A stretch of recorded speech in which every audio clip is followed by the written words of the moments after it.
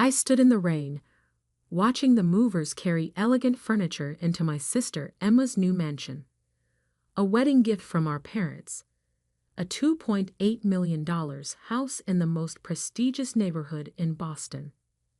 Meanwhile, I lived in a small apartment above the bookstore where I worked, barely making ends meet. Isn't it perfect for them? My mother gushed, not noticing how soaked I'd gotten standing outside. Emma and James will be so happy here. And there's plenty of room for grandchildren. I forced a smile, thinking of the congratulations card I'd scraped together money to buy. It's beautiful, Mom. Emma emerged from the house, immaculate in designer clothes, her new engagement ring catching what little sunlight filtered through the clouds. Madison, you finally made it. What do you think of our little starter home? Starter home. As if a nearly $3 million mansion was just a stepping stone. It's lovely, I managed. The perfect wedding present. Oh, don't be jealous, Maddie. Emma laughed, using the nickname I'd always hated. I'm sure you'll find someone special too. Maybe one of those nice boys at the bookstore. Our mother jumped in.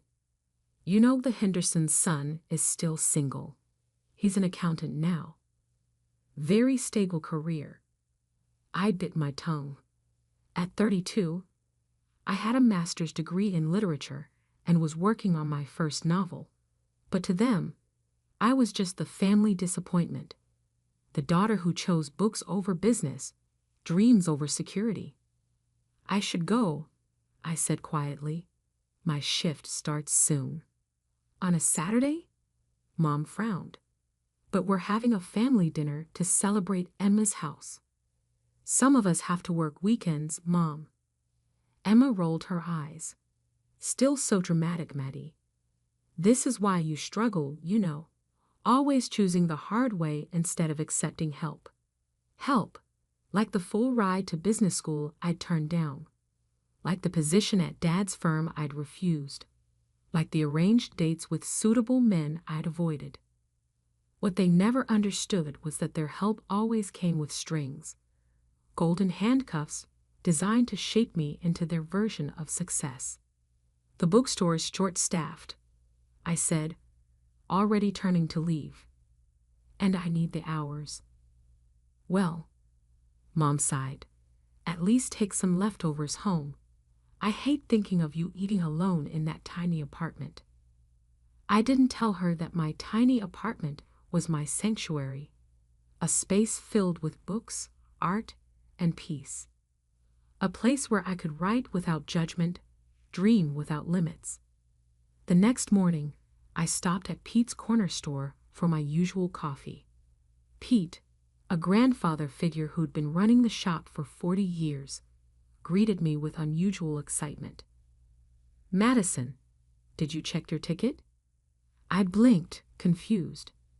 Then I remembered the lottery ticket I'd bought 2 days ago. A silly impulse purchase with my last $5 when the jackpot had hit record numbers. Not yet. I pulled the crumpled ticket from my wallet. What were the winning numbers? Pete's eyes sparkled. Check the news, sweetheart. I pulled out my phone, finding the lottery website. The numbers appeared on screen. 7, 13, 24, 31, 42, 53. My hands started shaking. I looked at my ticket, then back at the screen. Pete, my voice was barely a whisper. I think I won. He grinned. I know you did, honey. I watched them draw your numbers live last night. All 6 matching numbers. You just won $97 million. The world seemed to tilt sideways. I grabbed the counter for support. Sit down before you fall down. Pete guided me to a chair. Deep breaths. This is big news, but you need to be smart now. Don't tell anyone yet. Get a lawyer first, and for heaven's sake, sign that ticket. With trembling fingers, I signed the back of the ticket. Pete locked it in his safe, made me drink some water, and called his daughter, a respected financial attorney. "Caroline will meet you in an hour," he said. "She'll help you do this right." I nodded, still dazed. "Pete, my family." He squeezed my shoulder. "We'll find out soon enough. But right now, this is your moment. Don't let anyone take it from you." As I waited for Caroline, my phone buzzed. A text from Emma. "Family brunch tomorrow to discuss wedding plans. Wear something nice for once, and try not to be late like always." I stared at the message, thinking of her mansion, her perfect life, our parents' endless praise. For 20 years, I'd been the family afterthought, the daughter they'd written off as impractical, unsuccessful, lost. Now I had 97 million reasons to prove them wrong. I texted back, "Sorry, can't make it. I have something more important to do." For once, I wasn't lying. 3 weeks later, I sat in my new lawyer's office, signing the final papers to claim my winnings. Caroline, Pete's daughter, had been invaluable, helping me set up trusts, investment accounts, and ironclad privacy protections. "Remember," she said, reviewing the documents, "once we submit these, your name becomes public record. Are you ready for that?" I thought of the changes I'd already made. I'd quietly resigned from the bookstore, leaving my manager a generous check to help hire and train my replacement. I'd bought a beautiful but modest house in a quiet neighborhood, using a trust to keep my name off public records. And I'd started the groundwork for my own publishing company, determined to help other overlooked writers find their voices. "I'm ready," I said firmly. The next morning, my face was splashed across every news outlet in Boston. Local writer wins $97 million lottery jackpot. Bookstore employee becomes multimillionaire overnight. Madison Bennett claims record-breaking prize. My phone exploded with messages. Old classmates, distant relatives, forgotten acquaintances, all suddenly remembering my existence. But the messages I was waiting for came last. First, Emma. "OMG, Maddie. Why didn't you tell us? Call me immediately." Then Mom. "Madison Elizabeth Bennett. How could you keep this from your family? We're coming over right now. Where are you living?" Finally, Dad. "Your mother is hysterical. Call us this instant." I turned off my phone and poured myself a cup of tea, settling into my new home office. Through the window, I could see the garden where I planned to create a reading nook. The morning sun painted everything in soft gold, making the moment feel almost magical. My doorbell rang. Through the security camera, another of Caroline's suggestions, I saw them. My parents and Emma, standing on my porch. Emma was dressed like she was heading to a photo shoot, while my mother kept smoothing her designer dress nervously. I took a deep breath and opened the door. "Madison," my mother burst out. "We've been so worried. Why haven't you answered our calls? And how did you afford this house? The lottery money hasn't even been released yet and—" "Hello, Mother." I cut her off calmly. "Would you like to come in?" They filed into my living room, taking in the tasteful furnishings and wall-to-wall bookshelves with barely concealed surprise. "Well," Emma said, running a finger along the shelf, "I suppose now you can finally move to a better neighborhood. Maybe near my new house. There's a lovely little colonial for sale, only $4 million. "I'm happy here," I interrupted. "But thank you for your concern." "Maddie, darling." My mother leaned forward, her voice dripping with honey. "You have to understand our shock. This is life-changing money. You'll need guidance, proper financial advice. Your father knows several excellent wealth managers. I have a team of advisors, I said. And it's Madison, not Maddie. Don't be difficult, Emma snapped. We're trying to help. God knows you've never been good with money. Like that time I loaned you $10,000 for your starter business, I asked quietly. The one you never paid back. Emma's face flushed. That was different. I needed. What you needed was to take responsibility. I stood up, my voice steady. Something none of you have ever expected from her. Now see here. My father finally spoke, his face reddening. We've always supported you both equally. I laughed, actually laughed. Equally. You bought Emma a mansion for her wedding. You paid for her business school, her first car, her perfect wedding. What did you give me for graduation? A lecture about practical career choices. Because we worried about you, my mother cried. Your choices were so impractical. We just wanted. You wanted me to be like Emma, I finished. The perfect daughter, the sensible one. Well, guess what? My impractical choices led me here. My job at the bookstore, the one you all look down on, is where I bought the winning ticket. And now you can finally have a real life, Emma said, as if she was being generous. We can help you invest, get you into the right social circles. No. The room fell silent. What do you mean no? My father demanded.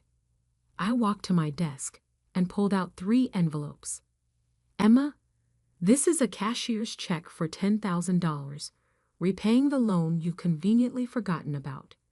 I handed her the first envelope. Mom, Dad, this is a check for $15,000, the total of every gift, every payment, every contribution you've ever made to my life. I've kept careful records. They stared at the envelopes, speechless. The third envelope, I continued, contains documents showing I've already established my own publishing company, created a charitable foundation for literacy programs, and set up my investments with one of the top firms in the country. I didn't need your guidance then, and I certainly don't need it now. But we're family, my mother whispered. Yes, we are. And family should love unconditionally.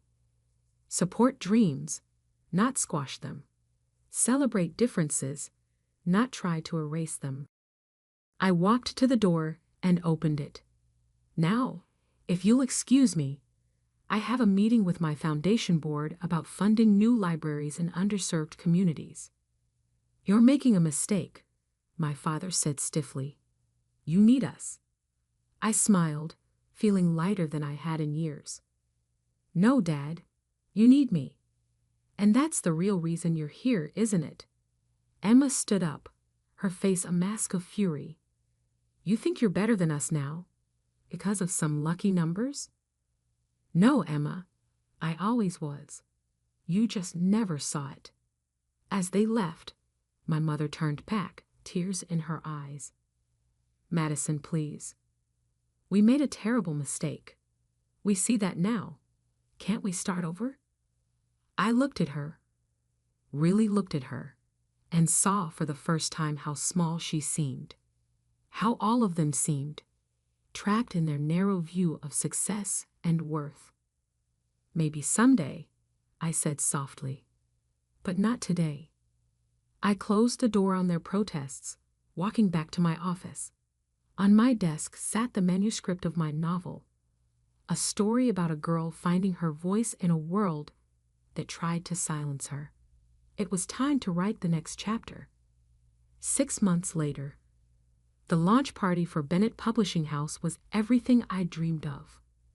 We transformed an old warehouse into a magical space filled with books, art, and possibility. Local authors whose works we'd signed mingled with literary agents and journalists, while kids from our literacy program proudly showed off their own stories in a special display area. Pete stood beside me, beaming like a proud father. Look at what you've built, Madison, and not a penny wasted on showing off. He was right. While I could have easily bought a gleaming downtown office tower, I'd chosen to renovate this historic building instead, creating a space that felt like home to writers and readers alike. The millions I'd won had been carefully invested in education programs, in supporting new authors, in building something meaningful. My phone buzzed. A text from Emma. Saw your company in the business journal. Must be nice having everything handed to you. Betito, James lost his job. We could use some family support right now. I deleted the message without responding. Over the past months, they tried everything. Guilt, manipulation, fake kindness, and finally, outright demands. Emma's starter mansion was apparently too small now. Mom and Dad's country club membership needed renewal. James's failed investments needed covering. I'd ignored them all. Miss Bennett? A young girl tugged at my sleeve. She was one of our literacy program students, clutching a notebook. Will you read my story? Of course, Sophie. I led her to a quiet corner, sitting down at her level. What's it about? A girl who finds a magic pen, she said shyly. Everything she writes comes true, but she has to figure out what's really important to write about. I smiled, thinking how wisdom sometimes comes from the most unexpected places. Madison. I looked up. My mother stood there, looking uncomfortable in the casual atmosphere. She'd lost some of her polished perfection. The past months had been hard on them, I knew. Dad's firm had lost several major clients. Emma's perfect marriage was showing cracks, and their social circle had begun to shrink as their resources dwindled. Mom, this is a private event. I know. I had to talk to you. She glanced at Sophie. Alone? I turned to Sophie.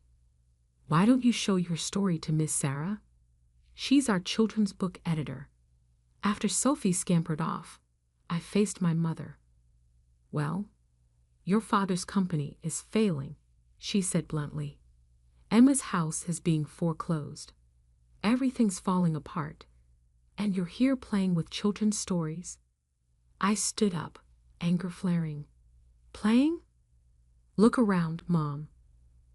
Really look. See those kids. They're learning to love reading, to believe in their own voices. See those authors? They're getting chances they never had before. I'm not playing. I'm building something real. But your family has never respected my choices. I cut in. Even now, you're not here because you care about what I've built. You're here because you need money. She flinched. We're still your family. Are you? I walked her over to our wall of success stories. Photos of children reading, authors signing their first contracts, community programs making real change. Family celebrates each other's victories. Family supports each other's dreams. When was the last time you asked about my novel? My goals? My happiness? I don't know. Exactly. I turned to face her. The lottery didn't change who I am, Mom. It just gave me the freedom to stop seeking approval I was never going to get. Tears filled her eyes. We were wrong. I see that now. But can't you forgive us? Forgiveness isn't the issue, I said gently. I forgave you months ago. That's why I'm not angry anymore. But forgiveness doesn't mean letting people keep hurting you. What do you want from us? Nothing. That's the point. I don't need anything from you anymore. And until you can want a relationship with me that isn't about money or status or your idea of success, we don't have anything to discuss. A commotion near the entrance caught my attention. Emma had arrived with Dad and James in tow. Really? I sighed. You all came to ambush me at my company's launch. We're desperate. Emma cried, mascara running down her cheeks. James lost everything in that investment scheme. The bank is taking our house, and Daddy's company is dying. Please, Maddie, you have to help us. The room had gone quiet. Our guests tried to pretend they weren't watching the drama unfold. I looked at my family. Really looked at them. Dad, gray and deflated without his usual power. Emma, designer clothes now slightly worn, desperate for a bailout. Mom, torn between pride and need. No, I said firmly. No. Dad's voice cracked. I'll make you all a different offer instead. I pulled out my phone, pulling up some photos. This is Carter Financial Services. They're looking for experienced advisors with community connections. Dad, they've agreed to interview you for a senior position. No guarantees, but a fair shot. I swiped to the next photo. Emma, the local arts center needs a fundraising coordinator. With your social skills and event planning experience, you'd be perfect. James, my friend's construction company is hiring project managers. Real work, fair pay. You want us to work for other people. Emma looked horrified. I want you to earn your own way. Like I did. Build something real. Find out who you are without the fancy titles and borrowed money. And if we refuse, Dad asked stiffly, then you'll figure something else out. But you won't get a dime from me to maintain the lifestyle that made us all so unhappy. Mom stepped forward, surprising me. The Arts Center, they really think Emma would be good at fundraising? Yes, because she is good at it. When she's actually trying, not just playing the perfect daughter. Emma wiped her eyes, smearing expensive mascara. I don't know how to be anything else. Yes, you do. I took her hand, the first time we touched in months. You're smart, capable, and determined. Use those qualities for something meaningful instead of just appearances. Dad cleared his throat. The position at Carter Financial. When's the interview? Tomorrow at 10. Don't wear your Rolex. Show them your experience, not your ego. One by one, they nodded, not happy, not grateful, but perhaps thoughtful. As they left, Mom turned back. Your company, it's really amazing, Madison. I'm sorry we never saw. I know, I said softly. Maybe someday you'll see me too. After they were gone, Pete appeared at my side. You okay, kiddo? I looked around at my publishing house, at the dreams being born, the stories being told, the lives being changed. You know what, Pete? I really am. Sophie came running back, waving her notebook. Ms. Bennett, Ms. Sarah loved my story. She said maybe someday it could be a real book. I knelt down beside her. Want to know a secret, Sophie? Every real book starts with someone brave enough to tell their story. Like you. Like all of us. Later that night, I sat in my garden reading nook, working on my novel. My phone buzzed with a text from Emma. I have an interview at the Arts Center tomorrow. Any advice? I smiled, typing back. Be yourself, your real self. The lottery hadn't just given me millions. It had given me the chance to show my family and myself what real wealth looked like. Not the money in my bank account, but the courage to finally be exactly who I was meant to be. And that was worth more than any number could measure.